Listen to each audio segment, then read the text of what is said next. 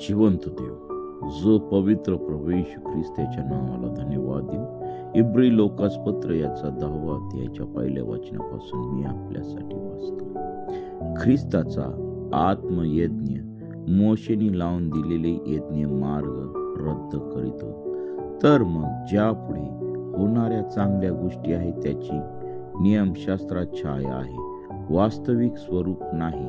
म्हणून ते प्रतिवर्षी नित्य अर्पिल्या जाणाऱ्या त्याच यज्ञांनी जवळ येणाऱ्यांना पूर्ण करण्यास केव्हाही समर्थ नाही। ते समर्थ असते तर एकदा शुद्ध झालेल्या उपासकांना त्यानंतर पापाची भावना नसल्याने ते यज्ञ करणे बंद झाले नसते काय?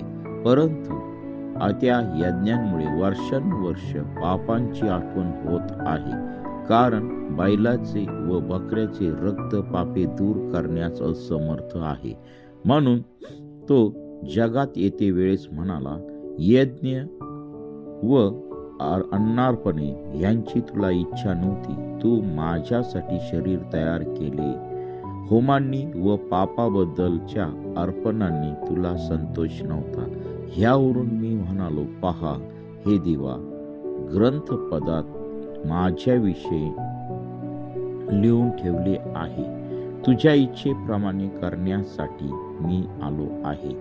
वर उल्लेखल्याप्रमाणे तो म्हणाला, यज्ञ, अन्नार्पणे, होम व पापाबद्दलची अर्पणे यांची इच्छा तुला नव्हती व त्यात तुला संतोष नव्हता। नियमशास्त्राप्रमाणे जी अर्पिण्यात येतात तीही।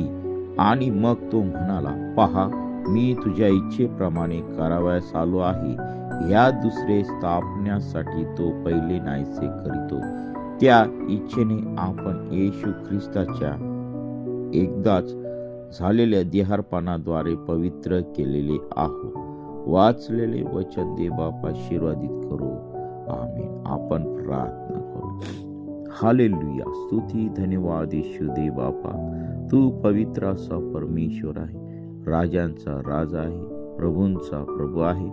प्रभू, आम्ही सर्वजण तुझ्या पवित्र चरणाजवळ समर्पित होत आहोत। प्रभू, हे जे वचन आहे ते आमच्या सर्वांसाठी तू आशीर्वादित केलेलं आहे। या वचनाद्वारे प्रभू, खरोखर तुझ्या अर्पणाने आमच्या सर्व पापांची क्षमा झालेली आहे।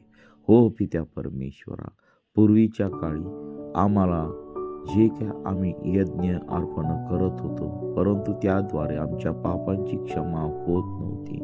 परंतु प्रिय प्रभू येशू, तुझ्या रक्ताद्वारे आमच्या सर्व पापांची अपराधांची तू आम्हाला क्षमा दिली, असं या वचनातून दिसत आहे।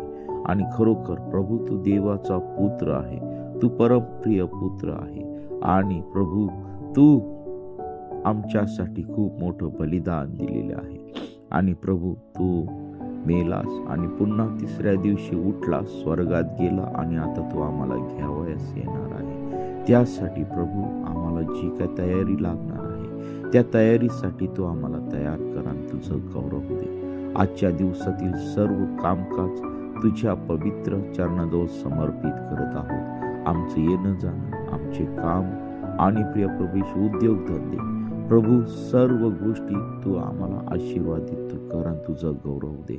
सर्व घाणेरड्या पापापासून तू आम्हाला दूर ठेव, सर्व सैतानी हल्ल्यापासून तू आम्हाला दूर ठेव आणि तुझं गौरव दे। प्रभू, हे जे कोणी वचन वाचतील त्या प्रत्येक व्यक्तीला तू आशीर्वादित कर आणि तुझं गौरव त्यांच्या जीवनामध्ये उतरू दे। त्यांच्या जीवनातील सर्व प्रॉब्लेम, सर्व अडचणी, सर्व कर्ज बाजारपणा, प्रभू, सर्व आजार, सर्व रोगराई, सर्व निराशा, सर्व आजार, प्रिय प्रभू येशू, वेगवेगळे संकट तुझ्या पवित्र सामर्थ्याने तू काढून टाक। प्रभू, या सकाळच्या वेळी आम्हा सर्वांचा ताबा तू घे। प्रत्येकाला तू आपल्याला खिळलेल्या हाताचा तू स्पर्श कर आणि तुझं गौरव दे। प्रभू, तू महान आणि जिवंत परमेश्वर याचा अनुभव तू आम्हा प्रत्येकाला तू दे। आणि प्रिय प्रभू येशू, या वचनाद्वारे प्रत्येक व्यक्तीला तू आशीर्वादित कर आणि सर्वांना कळू दे की तू जिवंत देव आहे। हालेलुया, स्तुती धन्यवाद येशू देवा। प्रभू, आम्ही कुणी नाही तर सर्व काही करणारा जिवंत देव आहे। प्रभू, आमचा संपूर्ण भारत देश आमचं महाराष्ट्र राज्य आणि सर्व राष्ट्र यांच्यावरती प्रभू तुझं प्रेम आहे आणि प्रभू तुझी कृपा आमच्या सर्वांवरती उतरून दे. सर्व प्रकारची अशांती तुझ्या पवित्र सामर्थ्याने तू काढून टाक. हो प्रिय प्रभू येशू, सर्व प्रकारच्या अंधकारातून तू आम्हाला बाहेर काढ आणि तुझं गौरव होऊ दे. तुझी पवित्रता आमच्या प्रत्येकाच्या जीवनामध्ये उतरून दे. प्रभू, जे व्यसनात आहेत, जे कर्जात आहेत, जे आजारामध्ये आहेत, त्या प्रत्येक व्यक्तीचं जीवन त्या समस्येतून त्यांना तू बाहेर काढ आणि तुझं गौरव दे. हो हालेलुया, स्तुती धन्यवाद येशू दे बाबा. ज्या लोकांना निवारा नाही त्यांना तू निवारा दे. ज्यांना अन्न खावयास नाही त्यांना अन्न तू दे आणि तुझं गौरव होऊ दे. हो प्रिय प्रभू येशू, जे निराशेत आहेत, अडचणीत आहेत, त्या लोकांना विशेष करून तुझ्या पवित्र चरणाजवळ समर्पित करत आहे. प्रभू, जे आत्महत्या करणार आहेत, प्रिय प्रभू येशू, त्या आत्महत्या तुझ्या पवित्र सामर्थ्याने तू कॅन्सल कर. प्रभू, तू आमच्या जीवनाचा ताबा तू घे. आमच्या जीवनातील निराशा तू काढून टाक. प्रभू, जे बेरोजगार तरुण तरुणी आहेत त्यांना तू काम दे आणि प्रिय प्रभू येशू, त्यांच्या जीवनामध्ये एक आशेचा किरण तू दे. त्यांच्या जीवनातील निराशा तू काढून टाक. हो हालेलुया, स्तुती धन्यवाद येशू दे बाबा. या सकाळच्या समय आम्हा प्रत्येकाचा ताबा तू घे. आज होणाऱ्या सर्व उपास, प्रार्थना, संजीवनाच्या सभा तुझ्या पवित्र सामर्थ्याने तू आशीर्वादित कर. हो प्रभू, तू माझा जिवंत प्रभू आहे. तू माझी प्रार्थना ऐकत आहे. ज्याप्रमाणे अब्राहम, इसाक, याकोब आणि तुझ्या निरनिराळ्या दासांसंगती तू बोलत आहेस, त्याचप्रमाणे प्रभू तू आम्हा प्रत्येकासंगती तू बोल. तुझं दर्शन तू आम्हाला दे आणि तुझं गौरव दे.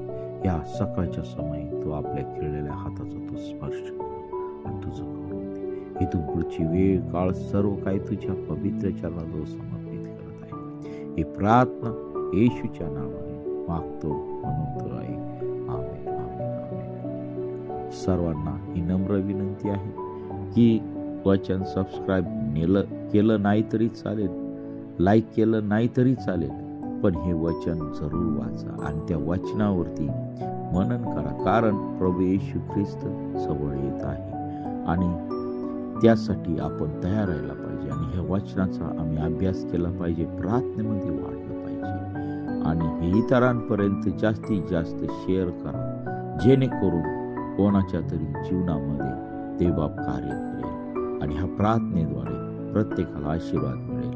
आमेन.